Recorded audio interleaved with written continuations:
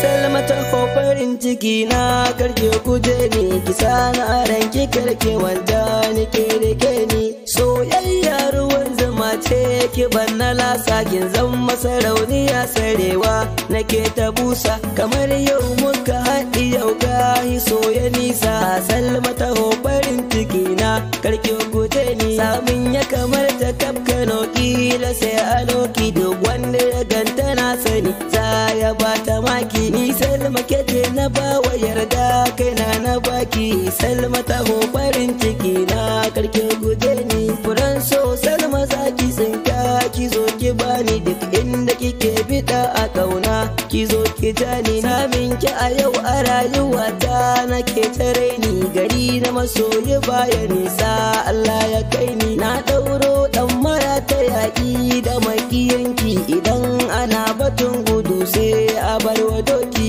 waɗansu a kanki Salma yau sun kira ni zaki Salma ki zo farin ciki na karke guje ni duk wanda ya ganta na sani dole zai dai mauta kyawu na hali da tarbiya walla ba kamar ta buri na bai huce ni in zama mai gidanta sahabi addu'a nake yi Allah ya bani tafiyar Salma daban take yar na gidan mutunci duk mai suna irin na Salmat akwai halatti danginta suna yabanta Salmat akwai zumunci zumar so Salma zo ki karba ki ma ki bani zan je ni kidani in sanarwa ummi da abba akan maganar muso da kauna su zo su duba so zafi a gare shi yau na shige uku bake Salma ki zo farin ciki na ki kallace ni amma in na rasa ki Salmat yau na shigan gari na masoya zana biki har ma a kwanga na zo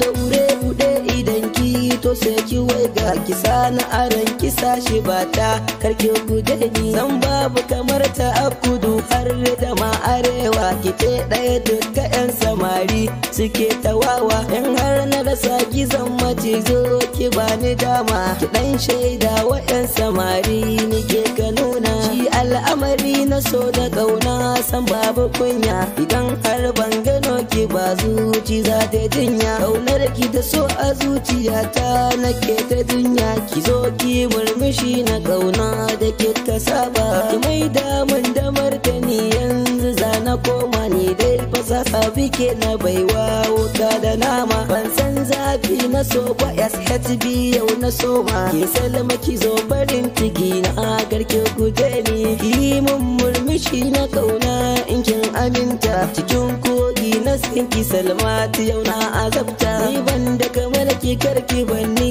dan zan wahalta kame kaunar ki karki barni ta homu gana kin sabawa idanuwa na yawan ganin ki kin sabawa da kunnuwa na jin furutan ki kin sabawa kafafuwa na zuwa gurin ki in ba ke yanzu rayuwa ta ya za ta koma Allah